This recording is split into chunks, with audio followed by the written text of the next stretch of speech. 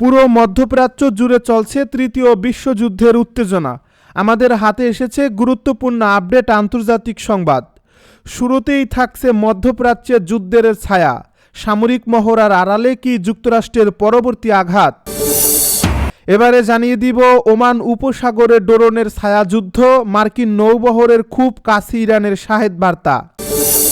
সব শেষে জানিয়ে দিব ইরান ঘিরে অদৃশ্য জোটের বার্তা, চীন রাশিয়ার নীরব উপস্থিতিতে মধ্যপ্রাচ্যে নতুন সংঘাতের ইঙ্গিত। এতক্ষণ শুনছিলেন হাতে থাকা আপডেট সংবাদের শিরোনাম, এবারে বিস্তারিত।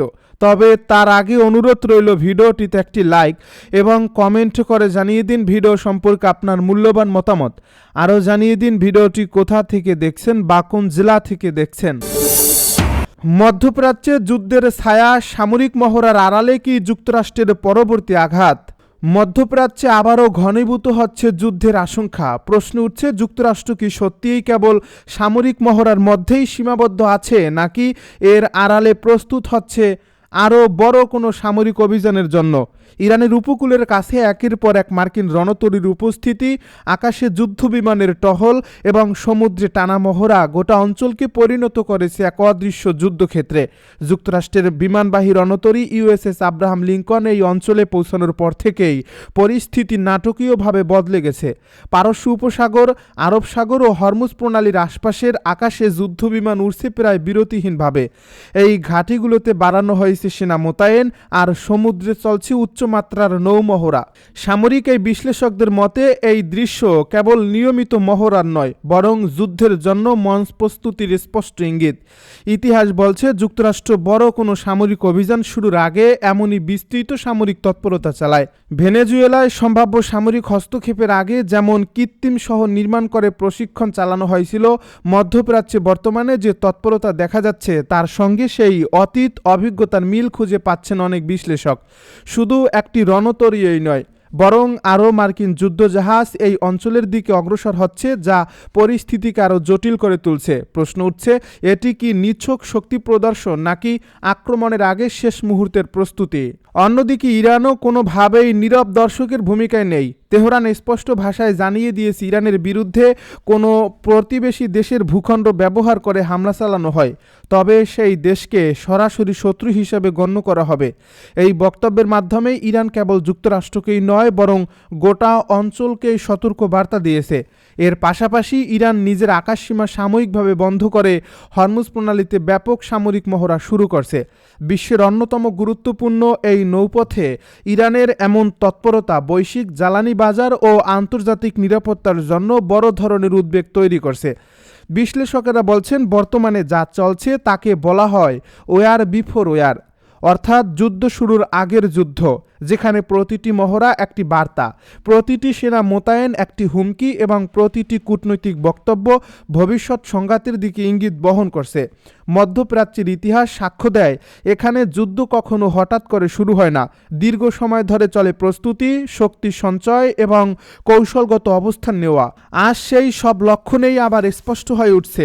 যুক্তরাষ্ট্র একদিকে বলছে তারা কেবল আঞ্চলিক নিরাপত্তা ও মিত্রদের সুরক্ষার জন্য মহড়া চালাচ্ছে, অন্যদিকে ইরান এটিকে সরাসরি আগ্রাসনের প্রস্তুতি হিসেবে দেখছে। এই পারস্পরিক অবিশ্বাস পরিস্থিতিকে আরও বিপজ্জনক করে তুলছে। সামান্য একটি ভুল হিসাব বা ভুল বার্তা মুহূর্তেই বড় সংঘাতে রূপ নিতে পারে বলে আশঙ্কা করছেন আন্তর্জাতিক বিশ্লেষকেরা। আঞ্চলিক দেশগুলোও পড়ছে চরম দুশ্চিন্তায়, কারণ এই সংঘাত ছড়িয়ে পড়লে তার প্রভাব সীমাবদ্ধ থাকবে না শুধু ইরান বা যুক্তরাষ্ট্রের মধ্যে। গোটা মধ্যপ্রাচ্য জুড়ে অস্থিরতা ছড়িয়ে পড়ার আশঙ্কা প্রবল। তেলের দাম থেকে শুরু করে বৈশ্বিক বাণিজ্য, সবকিছুর উপর পড়তে পারে এর সরাসরি প্রভাব। তাই প্রশ্নটা এখন আরও গভীর। যুক্তরাষ্ট্রের এই সামরিক মহড়া কি কেবল শক্তি প্রদর্শনের কৌশল, নাকি এর আড়ালেই লুকিয়ে আছে সেই যুদ্ধের সূচনা, যার আশঙ্কা দীর্ঘদিন ধরেই ঘুরপাক খাচ্ছে মধ্যপ্রাচ্যের আকাশে। ওমান উপসাগরে ড্রোনের ছায়াযুদ্ধ, মার্কিন নৌবহরের খুব কাছে ইরানের শাহেদ বার্তা। একটি ভিডিওই যেন বদলে দিয়েছে মধ্যপ্রাচ্যের উত্তেজনার ভাষা। মার্কিন বিমানবাহী রণতরীর ড্রোন থেকে ধারণ করা সেই ভিডিও ফুটেজ ইরানের ইসলামিক রেভলিউশনারি গার্ড কর্পসের প্রধান মেজর জেনারেল মোহাম্মদ পাকপুরকে দেখা যায় গভীর মনোযোগে পর্যবেক্ষণ করতে। আর তার পরপরই প্রকাশ্যে আসে এমন সব তথ্য যা ওমান উপসাগরকে নতুন করে কাঁপিয়ে দেয়। ওপেন সোর্স গোয়েন্দা ট্র্যাকিং অনুযায়ী ইরানের শাহেদ 129 মাঝারি উচ্চতার দীর্ঘপাল্লার ড্রোন টানা কয়েকদিন ধরে মার্কিন নৌবহরের খুব কাছাকাছি অবস্থান নিয়ে নজরদারি চালাচ্ছে। এমন এক সময়ে যখন যুক্তরাষ্ট্র ইরানকে ঘিরে সামরিক উপস্থিতি জোরদার করছে এবং ইউএসএস আব্রাহাম লিঙ্কনের নেতৃত্বে বিশাল নৌবহর মধ্যপ্রাচ্যে মোতায়েন। সামরিক এই বিশ্লেষকদের মতে এই ড্রোন মোতায়েন কেবল প্রতীকী শক্তি প্রদর্শন নয়, বরং নৌবহরের চলাচল, রসদ সরবরাহ, বিমান উড্ডয়ন ও প্রতিরক্ষা ব্যবস্থার দুর্বলতা শনাক্ত করার জন্য একটি পূর্ণাঙ্গ নজরদারি অভিযান, যা ইরানি বাহিনীকে পরিস্থিতিগত সচেতনতার বড় সুবিধা দিচ্ছে। কম খরচে তৈরি কিন্তু কার্যক্ষমতায় অত্যন্ত কার্যকর শাহেদ ড্রোনগুলো একদিকে যেমন নজরদারির কাজে পারদর্শী, অন্যদিকে তেমনি সেগুলোকে একমুখী স্ট্রাইক প্ল্যাটফর্মে রূপান্তর করা যায়, যা প্রয়োজনে লক্ষ্যবস্তুতে আঘাত এনে বিস্ফোরণ ঘটাতে সক্ষম। এ কারণেই বহু বিলিয়ন ডলারের মার্কিন বিমানবাহী রণতরীর বিপরীতে কয়েক মিলিয়ন ডলারের ড্রোন ঝাঁককে এখন আর অবহেলা করা যাচ্ছে না। পশ্চিমা সামরিক মহলেও এই সক্ষমতা নিয়ে উদ্বেগ ক্রমেই বাড়ছে। কানাডার একজন সামরিক ড্রোন বিশেষজ্ঞ প্রকাশ্যে সতর্ক করে বলেছেন যে ইরানের ড্রোন বহর এখন মার্কিন নৌবহরের জন্য একটি বিশ্বাসযোগ্য ও তাৎক্ষণিক হুমকি, বিশেষ করে যদি একসঙ্গে বহু সংখ্যক ড্রোন ছুড়ে স্যাচুরেশন অ্যাটাক চালানো হয়। কারণ আধুনিক প্রতিরক্ষা ব্যবস্থা সাধারণত সীমিত সংখ্যক অত্যাধুনিক লক্ষ্য মোকাবিলার জন্য তৈরি, শত শত সস্তা কিন্তু আক্রমণাত্মক ড্রোনের ঢল ঠেকানোর জন্য নয়। ফক্স নিউজকে দেওয়া এক সাক্ষাৎকারে ড্রাগন ফ্লাইয়ের প্রধান নির্বাহী ও সহ প্রতিষ্ঠাতা ক্যামেরন চেলো একই সুরে বলেন, ইউএসএস আব্রাহাম লিঙ্কনের মতো বিমানবাহী রণতরী ও তার এসকর্ট যুদ্ধজাহাজের বিরুদ্ধে ইরান একযোগে ড্রোন ঝাঁক পাঠাতে সক্ষম। আর এমন পরিস্থিতিতে প্রতিরক্ষা ব্যবস্থার উপর চাপ পড়বে বহুগুণ, কারণ প্রতিটি ড্রোন ধ্বংসে ব্যয় হবে বিপুল অর্থ ও সময়, যা আক্রমণকারীর তুলনায় প্রতিরক্ষাকারীকে কৌশলগতভাবে পিছিয়ে দেয়। তার ভাষায় কয়েক মিলিয়ন ডলারের বিনিয়োগে ইরান এমন এক সক্ষমতা গড়ে তুলছে যা যুক্তরাষ্ট্রের অত্যাধুনিক ও ব্যয়বহুল সামরিক অবকাঠামোর বিরুদ্ধে কার্যকর চাপ সৃষ্টি করতে পারে। এবং এটাই আধুনিক যুদ্ধের নতুন বাস্তবতা। অস্বাভাবিক খরচে অসম যুদ্ধ। সামরিক পর্যবেক্ষকদের মতে ইরান যদি অল্প সময়ের মধ্যে শত শত ড্রোন ছুড়ে দেয়, তাহলে সেগুলোর সবকটিকে প্রতিহত করা প্রায় অসম্ভব হয়ে উঠতে পারে, যার ফলে অন্তত কিছু ড্রোন নির্দিষ্ট লক্ষ্যবস্তুতে আঘাত হানার সুযোগ পাবে। আর সেটাই বড় ধরনের ক্ষতি বা মনস্তাত্ত্বিক ধাক্কার জন্য যথেষ্ট। এই প্রেক্ষাপটে ইরানের কাছাকাছি মোতায়েন থাকা মার্কিন যুদ্ধজাহাজগুলোই এখন সম্ভাব্য প্রধান লক্ষ্য, এবং সেই লক্ষ্যকে মাথায় রেখেই তেহরান শাহেদ ড্রোন সহ বিভিন্ন মানববিহীন প্ল্যাটফর্ম প্রস্তুত অবস্থায় রেখেছে বলে ধারণা করা হচ্ছে। অন্যদিকে ইরানে সম্ভাব্য হামলার পরিকল্পনা মাথায় রেখে যুক্তরাষ্ট্র মধ্যপ্রাচ্যের যে বিপুল সামরিক সরঞ্জাম, রণতরী ও যুদ্ধজাহাজ জড়ো করছে তা পুরো অঞ্চলকে ঠেলে দিয়েছে এক ভয়াবহ অনিশ্চয়তার দিকে, যেখানে সামান্য ভুল হিসাবও বড় সংঘাতে রূপ নিতে পারে।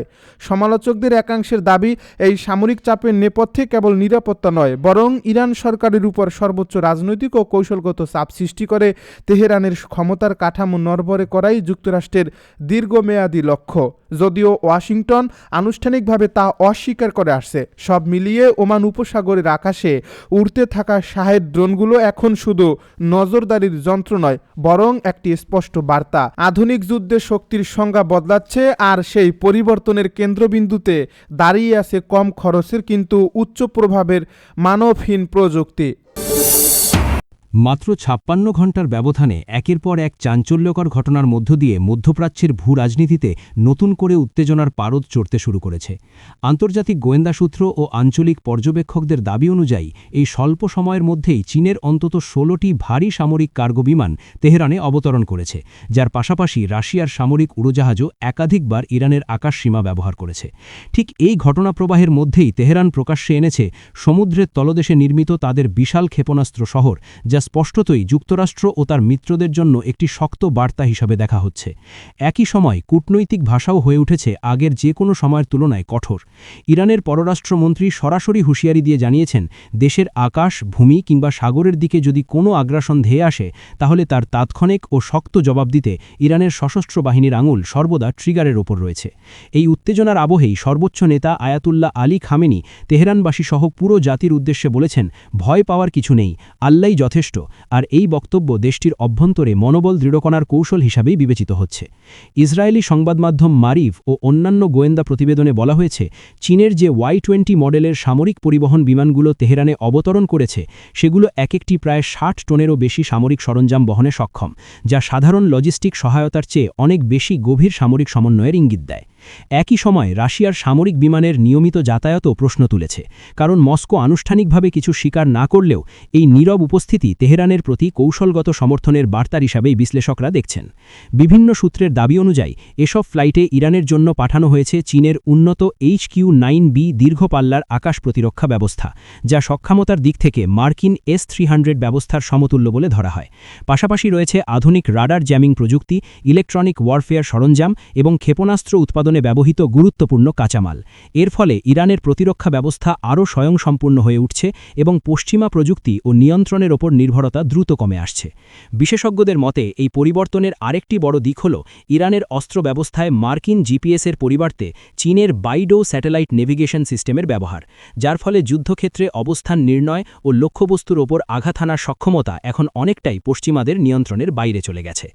উল্লেখযোগ্য বিষয় হল এসব সামরিক ফ্লাইট ছিল অত্যন্ত গোপনীয়, কারণ ইরানের আকাশসীমায় প্রবেশের আগেই বিমানের ট্রান্সপন্ডার বন্ধ করে দেওয়া হয়েছিল, যাতে আন্তর্জাতিক নজরদারি ব্যবস্থা সহজে এগুলো শনাক্ত করতে না পারে। যদিও আধুনিক গোয়েন্দা বিশ্লেষণ ও স্যাটেলাইট নজরদারির মাধ্যমে শেষ পর্যন্ত বিষয়টি প্রকাশ্যে আসে। আনুষ্ঠানিকভাবে চীন, রাশিয়া কিংবা ইরান কেউই এই সহযোগিতার বিষয়ে বিস্তারিত কিছু স্বীকার না করলেও আন্তর্জাতিক বিশ্লেষকদের অভিমত এটি নিছক সামরিক সহায়তা নয়, বরং একটি সুস্পষ্ট কৌশলগত বার্তা যে ইরানকে একঘরে করে রাখার নীতি আর আগের মতো কার্যকর নয়। এই পটভূমিতেই ইরান রাষ্ট্রীয় টেলিভিশনের মাধ্যমে সমুদ্রের তলদেশে গড়ে তোলা ক্ষেপণাস্ত্র টানেল নেটওয়ার্কের দৃশ্য প্রকাশ করে বিশ্বকে চমকে দিয়েছে। প্রচারিত ফুটেজে দেখা যায় ইসলামিক রেভলিউশনারি গার্ড কোর নৌবাহিনীর কমান্ডার আলী রেজা তাংসিরি সেই সুড়ঙ্গের ভেতরে দাঁড়িয়ে আছেন, যেখানে সারি সারি করে প্রস্তুত রাখা হয়েছে গাদের 380L নামের আধুনিক ক্রুজ ক্ষেপণাস্ত্র। ইরানের দাবি অনুযায়ী এসব ক্ষেপণাস্ত্র 1000 কিলোমিটার দূরের লক্ষ্যবস্তুতে নিখুঁতভাবে আঘাত হানতে সক্ষম এবং এগুলোর মূল লক্ষ্য হিসাবে বিবেচিত হচ্ছে পারস্য উপসাগর ও ওমান সাগরে অবস্থানরত মার্কিন নৌবহর। সামরিক বিশ্লেষকদের মতে সমুদ্রের তলদেশে এমন অবকাঠামো গড়ে তোলার অর্থ হল যে কোনো আগাম হামলার আশঙ্কা মোকাবেলায় ইরান তার প্রতিরোধ ক্ষমতাকে এমন স্তরে নিয়ে গেছে যেখানে শত্রুপক্ষের জন্য আঘাত হানা ও ক্ষয়ক্ষতি নিরূপণ করা অত্যন্ত কঠিন হয়ে পড়বে। এই শক্তি প্রদর্শনের সঙ্গে সঙ্গে কূটনৈতিক মঞ্চেও উত্তেজনা বেড়েছে কয়েক গুণ। ইরানের পররাষ্ট্রমন্ত্রী আব্বাস আরাকচি স্পষ্ট ভাষায় জানিয়েছেন, যুক্তরাষ্ট্র যদি ইরানের সার্বভৌমত্বের বিরুদ্ধে কোনো ধরনের সামরিক পদক্ষেপ নেয় তাহলে তার জবাব হবে তাৎক্ষণিক, কঠোর এবং অনিবার্য। এই বক্তব্য এমন এক সময় এসেছে যখন যুক্তরাষ্ট্রের প্রেসিডেন্ট ডোনাল্ড ট্রাম্প আবারও ইরানের বিরুদ্ধে সামরিক শক্তি ব্যবহারের হুমকি দিয়ে দাবি করেছেন, বিশাল এক যুদ্ধজাহাজের বহর নির্দিষ্ট লক্ষ্য ও প্রচণ্ড শক্তি নিয়ে দ্রুত গতিতে ইরানের দিকে এগিয়ে যাচ্ছে। ট্রাম্পের এই মন্তব্য মধ্যপ্রাচ্যের আঞ্চলিক মিত্রদের মধ্যেও নতুন করে উদ্বেগ সৃষ্টি করেছে, কারণ অতীত অভিজ্ঞতা বলছে এ ধরনের শক্তি প্রদর্শন প্রায়ই বড় সংঘাতের পূর্বাভাস হয়ে ওঠে। এই টানটান পরিস্থিতির মধ্যেই ইরানের সর্বোচ্চ নেতা আয়াতুল্লাহ আলী খামেনির বক্তব্য দেশটির অভ্যন্তরীণ রাজনীতিতে বিশেষ তাৎপর্য বহন করছে। তিনি জনগণকে উদ্দেশ্য করে বলেছেন, শত্রুর হুমকিতে ভীত হওয়ার কোনো কারণ নেই, কারণ আল্লাহই ইরানের জন্য যথেষ্ট। আর এই বক্তব্যের মাধ্যমে তিনি একদিকে যেমন ধর্মীয় বিশ্বাসকে সামনে এনেছেন, তেমনি অন্যদিকে জাতীয় ঐক্য ও মনোবল দৃঢ় করার বার্তা দিয়েছেন। সব মিলিয়ে চীন ও রাশিয়ার নীরব কিন্তু কার্যকর উপস্থিতি ইরানের উন্নত সামরিক সক্ষমতার প্রকাশ এবং যুক্তরাষ্ট্রের প্রকাশ্য হুমকির সমন্বয়ে মধ্যপ্রাচ্য যেন আবারও এক অনিশ্চিত মোড়ে এসে দাঁড়িয়েছে, যেখানে সামান্য একটি ভুল সিদ্ধান্ত পুরো অঞ্চলকে ঠেলে দিতে পারে বড় ধরনের সংঘাতে। আর সেই আশঙ্কাই এখন আন্তর্জাতিক মহলের প্রধান আলোচ্য বিষয় হয়ে উঠেছে।